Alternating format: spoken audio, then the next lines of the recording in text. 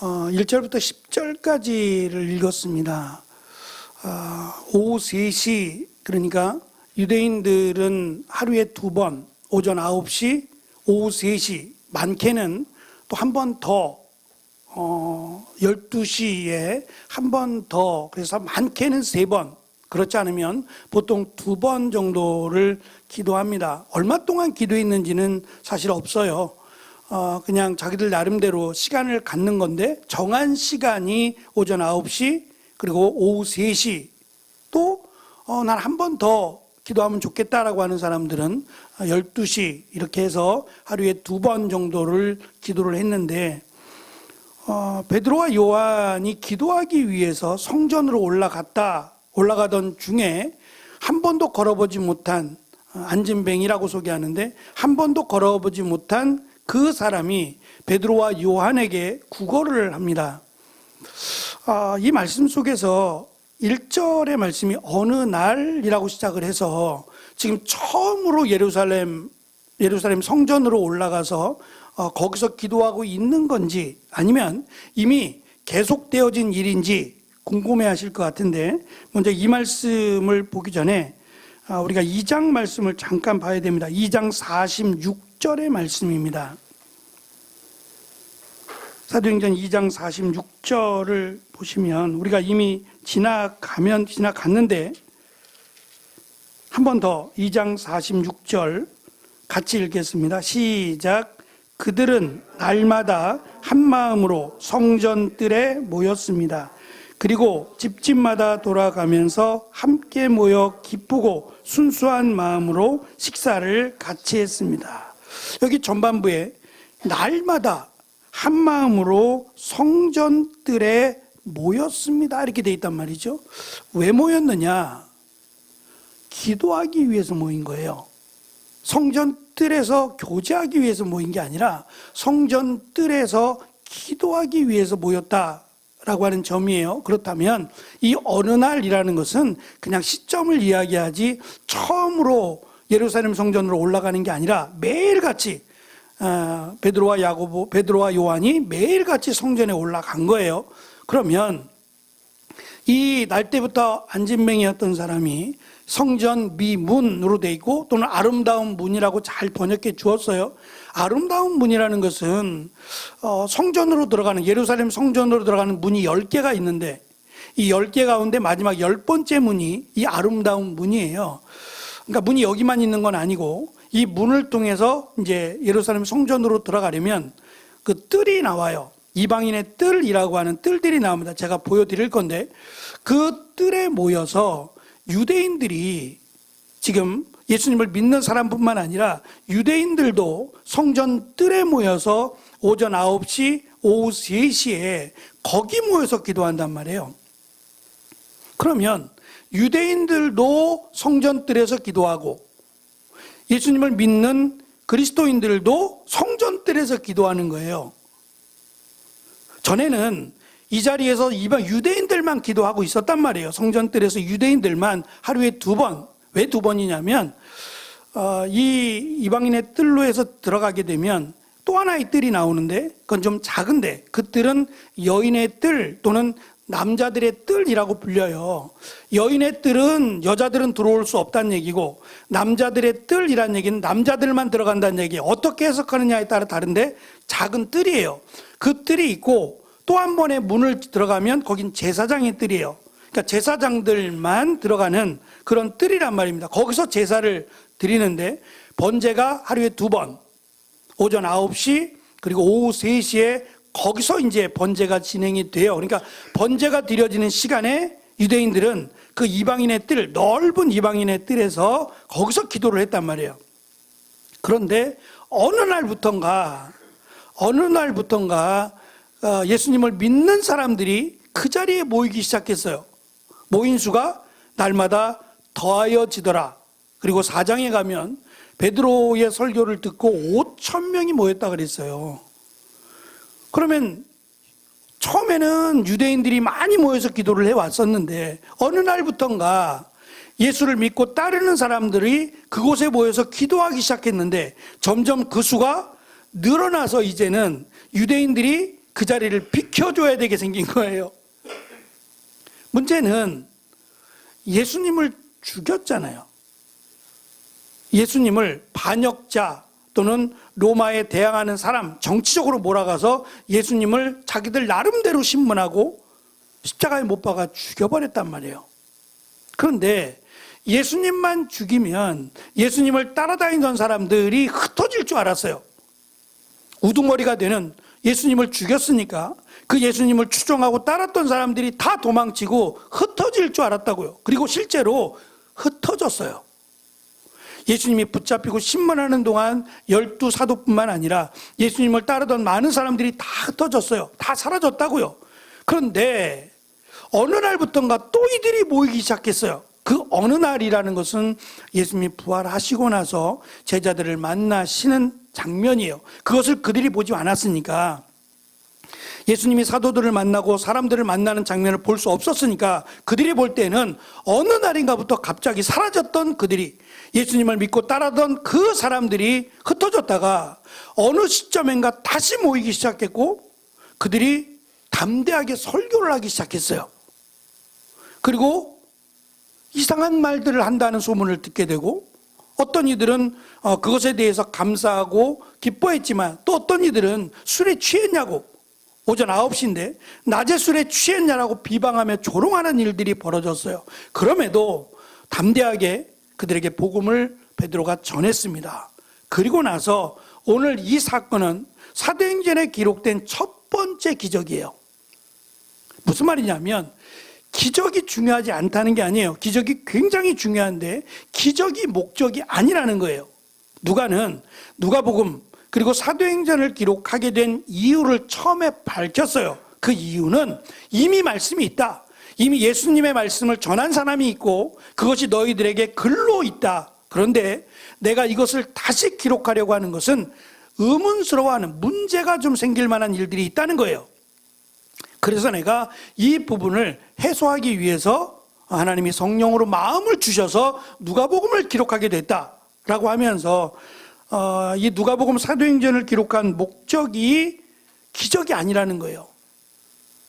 기적이 목적이면 처음부터 기적만을 이야기해야 돼요. 근데 3장에 이르도록 1장, 2장 동안에 이렇게 병자가 고쳐지거나 하는 일들에 대한 기적을 하나도 기록하지 않아요. 그럼 없었느냐? 2장 43절을 보시면 이렇게 기록합니다. 사도들을 통해 많은 기적과 표적이 나타났습니다. 있었다는 거예요. 어떠한 기적인지 어떠한 표적인지 모르지만 많은 기적과 표적이 그 가운데 일어났어요. 근데 기록하지 않았다는 얘기예요. 그것을 기록하려면 사도행전의 28장이 아니라 48장이 돼도 모자랄 거예요. 그러면 왜 기록하지 않았느냐는 거죠. 기적이 목적이 아니기 때문에 그래요. 기적이 목적이면 기적만을 기록해야 돼요. 근데 기적이 목적이 아니라는 거예요. 그래서 대표적인 예가 오늘 말씀, 우리가 읽은 말씀도 그렇지만 9장에 가면 베드로가 죽은 다비다를 살린 사건이 나와요.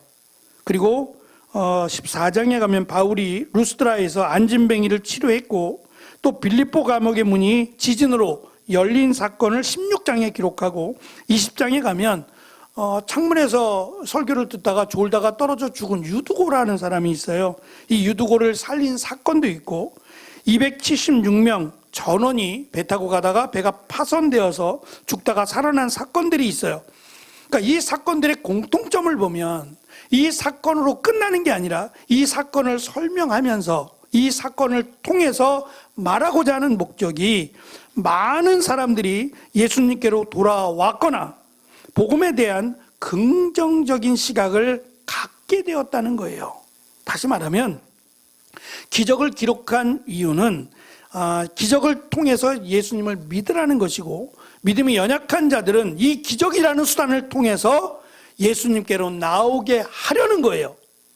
우리가 이미 앞에서 본 것처럼 베드로의 설교를 듣고 회개하고 세례를 받은 사람들이 많았어요. 저는 사실 이게 더 귀하다고 생각해요. 기적도 중요합니다. 그러나 기적을 통해서 믿는 것도 중요하지만 예수님의 말씀을 듣고 그 말씀을 통해서 회개하고 세례를 받고 구원을 받는 일이 사실은 더 중요해요. 근데 그것에 대해서 의심하는 사람들, 믿음이 연약한 사람들을 위해서 택하신 방법이 기적이라고 하는 방법이라는 거예요. 제가 서두에 말씀을 드린 것처럼 지금 실제적인 크게 예루살렘 성전은 없어요. 다 무너지고 저 자리에, 가운데에 있는 저 자리에 지금 이슬람 돔으로 만든 이슬람 사원이 들어가 있어요.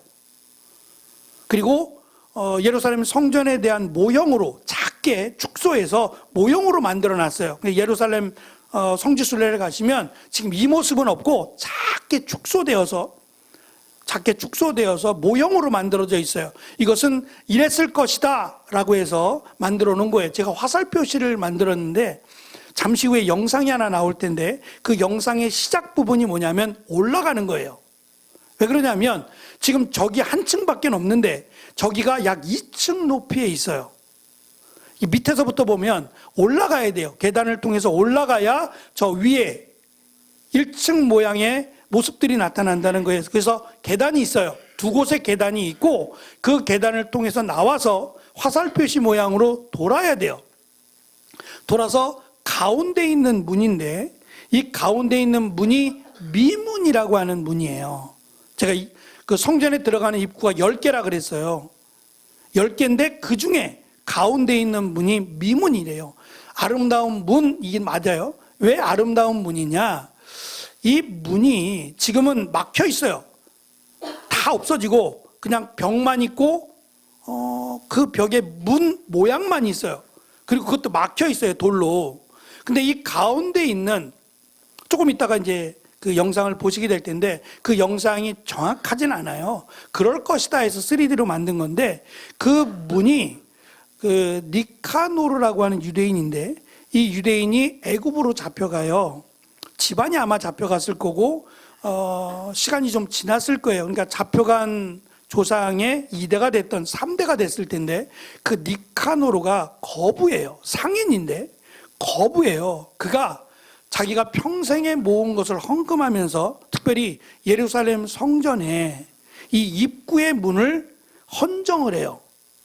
그래서 당시에 금보다 비싼 게 그 청동이라고 그래요. 당시에는 금보다 비싼 게 동이었대요.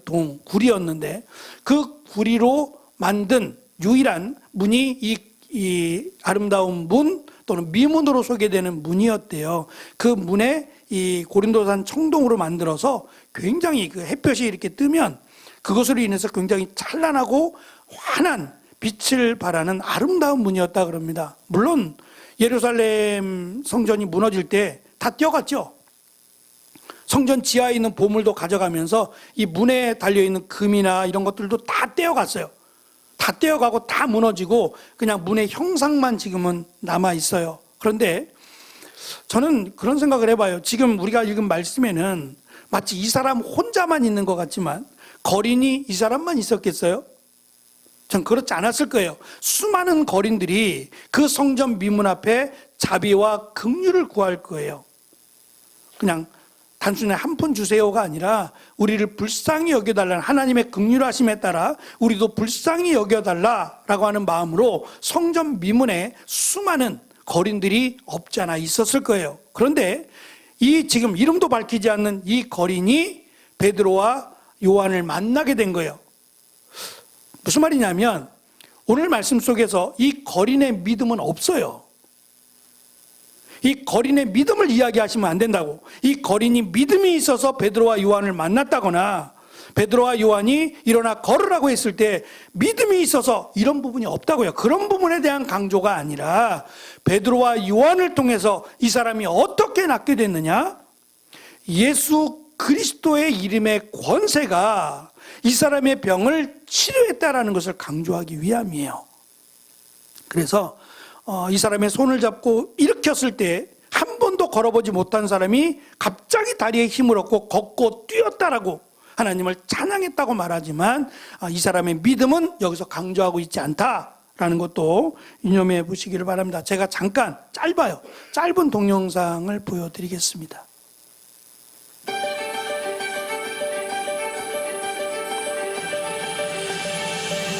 이게 올라와 버렸네요. 여기가 솔로몬의 행각이라고 불려지는 곳이에요. 여기서 이제 유대인들이 모여서 묵상하고 토론하는 일들이 벌어졌고, 나오면 옆면이 보입니다. 지금 넓은 공간이 이방인의 뜰이라고 하는 공간이에요. 여기가 솔로몬, 여긴 관저인데, 안티오코스 관저입니다. 저 앞에 보이는 문이 미문이라고 하는 문이에요.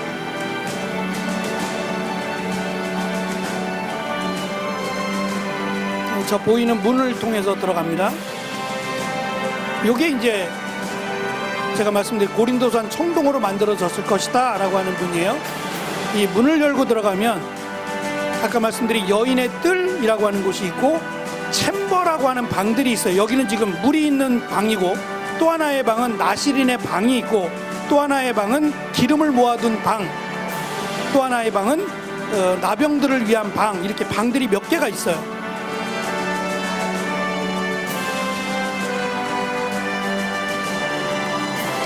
그 방들을 지나서, 외곽에서 본 건데,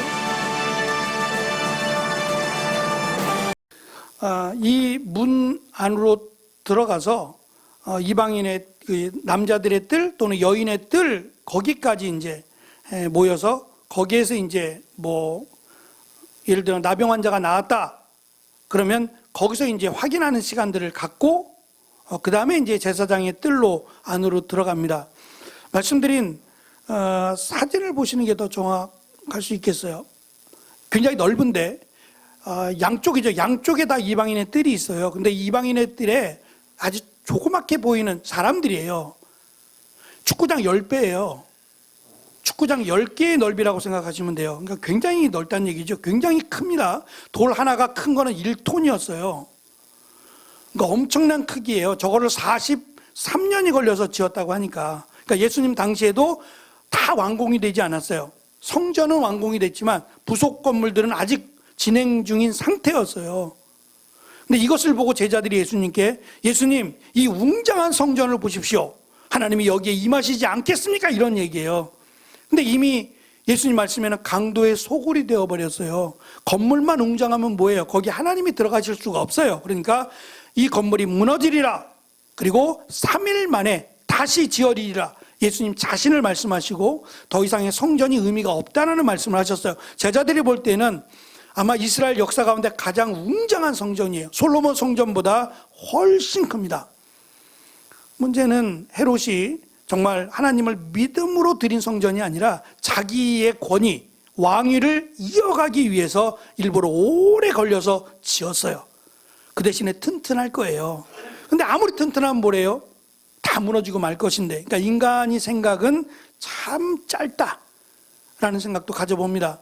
말씀드린 양쪽의 이방인의 뜰에 원래는 유대인들이 오전 9시, 오후 3시에 두 번에 걸쳐서 가득가득 모여서 기도했어요. 무슨 기도했을까요? 유대인들의 기도가 대표적으로는, 하나님 아시죠? 제가 얼마나 거룩한지. 하나님 아시죠? 제가 축복받기에 합당한 사람이라는 것을. 저는 의로울 만한 사람이에요. 이런 기도를 하고 있었어요. 근데 어느 날부터인가 슬금슬금 예수님을 믿는 사람들이 사실은 도망쳐야 돼요. 눈에 띄면 안 되잖아요. 그것도 매일같이 모여서 3시, 오전 9시, 3시에 매일같이 모여서 사람들이 기도하는데 줄어드는 게 아니라 늘어나는 거예요. 늘어나서 이제는 유대인들이 슬금슬금 눈치를 보게 생겼어요. 그리고 저기를 다 유대인 기독교인들이죠. 예수님을 믿는 사람들이 저 자리를 다 점령하고 말아요. 그러니까 너무 많아지니까 손을 쓸 수가 없는 상황까지 가서 조심스럽게 베드로와 요한을 제거하려고 이제 하는 모습이 등장을 합니다. 어쨌든 사도행전의 내용이 예루살렘의 모습으로 시작을 해서 예루살렘과 온 유대와 사마리아와 땅끝까지 어떻게 해서 복음이 전달되어 가느냐를 사도행전이 기록을 합니다. 오늘 말씀 속에서 말씀드린 이 날 때부터 안전뱅이였던 사람에 대한 믿음을 강조하고 있지 않아요. 그것보다는 믿음이 연약한 자들에게 예수님의 이름의 권세, 이름의 능력이 어떠한지에 대해서 가르쳐주는 데 목적이 있어요. 그래서 예수님의 능력, 예수님의 이름의 권세, 그 이름의 능력이 한 번도 걸어보지 못한 사람을 일으켜서 걷게 하고 뛰게 할 뿐만 아니라 귀신을 쫓아냅니다. 예수님께서 그러셨던 것처럼. 그래서 예수님께서 공생의 시간 동안 예수님이 사역하실 때 제자들을 파송한 적이 있어요. 한 번은 아닐 겁니다. 여러 번에 걸쳐서 하셨을 텐데 제자들을 파송하면서 둘씩 짝지어 보내셨어요. 그리고서는 아무것도 가져가지 마라. 심지어는 전대라고 하는 여분의 돈도 가져가지 마라. 심지어는 지팡이도 가져가지 마라. 광야라고 하는 곳은 지금 제자들도 마찬가지지만 이동을 차로 이동하거나 말로 이동하거나 그런 게 아니에요. 다 걸어서 이동을 했어요. 근데 지금 이스라엘을 가보시면 걸어 다닐 수가 없어요. 크기는 강원도 크기밖에 안 돼요. 이스라엘은 크지 않습니다. 그럼에도 걸어 다닐 수 있는 거리가 아니에요. 우리나라처럼 도로 정비가 잘 돼 있거나, 물론 도시는 그래요. 도시는 그렇지만 도시를 벗어나면 도로가 엉망이고요. 그래서 일반 승용차로 다니면 차 다 버린다고 할 정도예요. 도로가 엉망이고 표지판도 거의 없어요. 하물며 2000년 전에 오죽했겠냐고요. 다 걸어 다녀야 되고 그 걸어 다니는 곳이 다 메마른 땅이에요. 그러면 말씀드린 이 독을 가진 전갈이나 뱀들이 수시로 나타납니다. 그러니까 그것들 때문에 지팡이를 가져가는 거예요. 내가 지팡이의 도움을 받겠다. 그게 아니라 이 위험으로부터, 예를 들면 살아온 동물, 뭐 뱀이나 곤충이나 이런 것들로부터 자신을 보호하기 위해서 지팡이가 필수였다고요. 그러니까 긴 나무 같은 거예요. 이게 필수인데 가져가지 말라는 거예요. 그거 쫓아내면 어디 가서 자요? 그럼 돈 주고라도 여관에 가서 자야 되지 않겠어요? 그래서 여벌의 돈이 좀 필요하게끔 생각하는데 예수님은 그것도 가져가지 말라는 거예요. 그리고 제자들을 보내셨을 때 사실 놀란 것은 제자들이에요. 돌아와서 하는 말들은 예수님 이상한 일이 일어났어요. 예수님의 말씀을 전하는데 예수님께서 하신 말씀을 그대로 전하라고 했습니까? 예수님이 우리에게 주신 말씀을 예수님께서 이렇게 말씀하시기를 하며 예수님 말씀을 전했더니 병자가 낫어요. 그 말씀을 들으면서 병자가 낫어요. 그 나중에는 제자들이 자기들끼리 하는 말이에요. 예수님이 변화산에 올라가셨을 때 귀신 들린 그 아들을 둔 아버지가 데리고 왔다 그랬잖아요. 아들을 데려와서 예수님을 만나러 왔는데 예수님 마치 베드로와 야고보 요한을 데리시고 산에 올라가셨잖아요. 높은 산에 올라가셔서 내일 오세요. 예수님 아마 내일쯤 오실 거예요 라고 돌려보내지 않고 적어도 우리가 9명이나 되니까 그때는 둘씩 보냈는데 귀신도 쫓아내고 병자도 고쳤으니 지금은 9명인데 가능하지 않을까? 라고 하면서 밤새도록 이 아이를 시달리게 했다 그랬어요. 무슨 말이냐면 그때 우리가 어떻게 했더라? 어떻게 했는데 병자가 낫고 귀신이 쫓아나갔지? 라고 하면서 방법만을 자꾸 생각해요. 예수님의 말씀을 전했더니 이게 사라지고 마치 자기들이 했던 것처럼 그때 내가 손을 이렇게 들고 했을 것 같아. 그리고서는 아이한테 내가 손을 들고 뭐라고 막 해봤어요. 그랬더니 안 나요. 아니야. 그때 내가 앉아서 그랬어. 앉아봐. 해가지고 또 앉아서 하고 밤새도록 9명이 돌아가면서 아이를 고치려 했지만 고칠 수 없었어요. 제가 볼 땐 오히려 그 아이 안에 들어간 귀신이 비웃었을 거예요. 밤새도록 해봐라. 더 해봐라. 제자들의 능력이 아니라 예수님의 말씀으로 치료가 됐던 거예요. 하나님의 말씀, 예수님의 말씀은 곧 하나님이시라고 우리에게 가르쳐 주고 있어요. 하나님의 말씀에는 저는 능력이 있다고 믿어요. 그래서 많은 사람들이 주께로 돌아오게 되는 이 능력은 목사의 입이 아니라 하나님의 말씀의 능력이라고 저는 믿습니다. 이 말씀의 능력이 안진뱅이를 일으키게 됐던 건 당연할 뿐만 아니라 귀신 들린 자를, 귀신을 쫓아내는 능력도 있다고 우리는 믿습니다. 그래서 이 이방인의 뜰에 원래는 유대인들이 모여서 기도했지만 점점 그리스도인들이 모여서 기도하기를 시작했다. 잡히는 것도 죽는 것도 두려워하지 않고 그들이 함께 모여서 기도했다라고 하는 것을 자랑스럽게 누가는 기록합니다.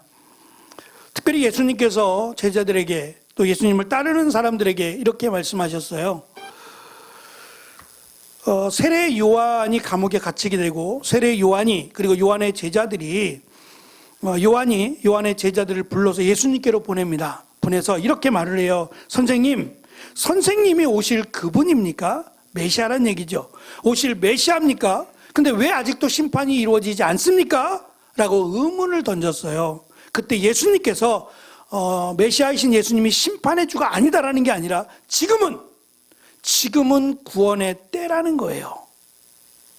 이제 예수님이 오시면 심판이 이루어집니다. 그때는 정말 심판이 미뤄지지 않고 심판이 이루어져요. 그때는 후회해도 소용이 없을 거예요. 그러나 지금은 예수님이 오시기 전까지는 구원의 때입니다. 그래서 예수님이 이렇게 말씀하셨어요. 세례 요한에게 가서 이렇게 전하라. 보지 못하는 사람이 보고 다리를 저는 사람이 걷고 문둥병 환자가 깨끗해지며 듣지 못하는 사람이 듣고 죽었던 자가 살아나며 가난한 사람들에게 복음이 전파된다고 전하라고 말씀하셨어요. 이것을 믿으면 은혜라고 생각해요. 왜 빨리 예수님이 안 오실까? 오십니다. 오시지만 지금은 한 사람이라도 더 구원받게 하시려고 하는 하나님의 은혜의 때입니다. 그것을 깨달으라고 예수님이 말씀하셨어요. 말씀드린 것처럼 베드로가 또 요한이 매일같이 이방인의 뜰, 성전의 뜰에 가서 오후 3시, 오전 9시에 기도했을 겁니다. 워낙 많은 사람들이 움직였고 또 워낙 많은 거린들이 있었어요. 그래서 그 사람이 베드로와 요한을 알아보았는지는 모르겠어요. 또한 베드로가 설교했던 내용을 들었을까도 몰라요. 그분에 대해서는 전혀 언급하지 않습니다. 중요한 것은 그가 믿음이 있어서 베드로와 요한을 만났다면 저를 고쳐달라고 했을 거예요. 베드로의 설교를 듣고 많은 사람들이 회개하고 세례를 받고 그리스도를 믿었다라고 하는 것을 믿었다면 그가 베드로나 요한에게 구걸할 것이 아니라 나를 좀 고쳐달라고 구했을 거예요. 근데 그는 그냥 구걸의 대상자로 베드로와 요한에게 한 푼이라도 받기 위해서 도움을 청했어요. 근데 실제로 베드로와 요한은 가진 것이 없었어요. 저는 있었으면 주었을 거라고 생각해요. 근데 가진 것이 없었고 올라가면서 보이는 휘황찬란한 이 아름다운 문 앞에서 나는 너에게 금도 줄 것이 없고 은도 줄 것이 없다. 그러나 내가 너에게 주고 싶은 한 가지가 있는데 바로 예수 그리스도의 이름에 능력을 주고 싶다. 여기서 한 가지 우리가 생각해야 될 것은 베드로가 말한 예수 그리스도 이름의 능력, 이름의 권세로 치유함을 받는다는 거예요. 다시 말하면 그가 믿음이 없어도 그가 날 때부터 안진뱅이였던 이 사람의 믿음이 없어도 치료는 돼요. 그러나 구원은 안 돼요. 이 부분을 알아야 돼요. 병은 고쳐질 수 있어요. 그래서 사도 바울이 지나갈 때 손수건만 만져도 병이 나은 사람도 있었어요. 예수님 옷자락만 만지고 병이 나은 사람도 있었다고요. 그러나 병이 나았다고 구원받는 건 아니에요. 병은 나을 수 있어요. 그러나 예수님을 믿지 못하면 구원은 없어요. 그래서 구원이 너무 쉽기도 하지만 너무 어렵기도 해요. 예수님을 믿지 않는 사람에게는 이것보다 어려운 게 없어요. 차라리 돈을 주고 살 수 있으면 사는 게 낫죠. 구원받는데 1억을 내라 그러면 차라리 1억을 내고 구원받을 수 있어요. 그런데 10억, 100억을 들여도 구원은 살 수 없어요. 그러나 나는 아무것도 갖고 있지 않아도 예수님을 메시아로 믿으면 구원을 받아요. 저는 이것이 우리에게 주신 가장 큰 은혜라고 생각합니다. 오늘 말씀에는 이 안진뱅이였던 사람이 예수님을 믿었는지는 알 수 없어요. 그러나 여지를 남겨놓는 것은 그가 이제 걷고 뛰게 생겼고 하나님을 찬양했다면, 하나님께 감사했다면 이 믿음의 자리에 나아오기를 기대하고 있습니다. 우리의 병이 낫는 것 너무 중요해요. 저에게도 이렇게 하나님의 능력을 주셔서 치료할 수 있는 은혜를 주셨으면 좋겠어요. 그래서 성도들을 위해서 기도하면 병이 낫고 했으면 좋겠어요. 아멘? 아멘 하세요. 아멘 해요. 근데 제가 그렇게 되면 여기 없을 수도 있어요. 고치러 다녀야죠, 이제. 고치러 다니면서 예수님보다는 내 이름이 더 그러면 안 주셔도 돼요. 그러려면 안 주셔도 되는데 주셨으면 좋겠어요. 성도들이 아프고 힘든 모습을 볼 때마다 정말 하나님의 은혜와 능력이 우리 성도들에게 임해서 치료가 되고 회복이 되었으면 정말 좋겠어요. 중요한 것은 그것보다 예수님을 믿음으로 구원을 받는 것이 훨씬 큰 은혜라는 사실을 잊지 말고, 죽음을 두려워하지 않고 그 이방인의 뜰에서 함께 모여서 찬양하고 기도했던 그들을 생각하면 은혜다라는 생각을 저절로 갖게 됩니다. 이 놀라운 초대교회의 은혜가 지금 우리에게도, 또 이 시대를 살아가는 많은 교회들, 우리 교회에게도 가득한 귀한 은혜가 있기를 축원합니다. 기도하겠습니다.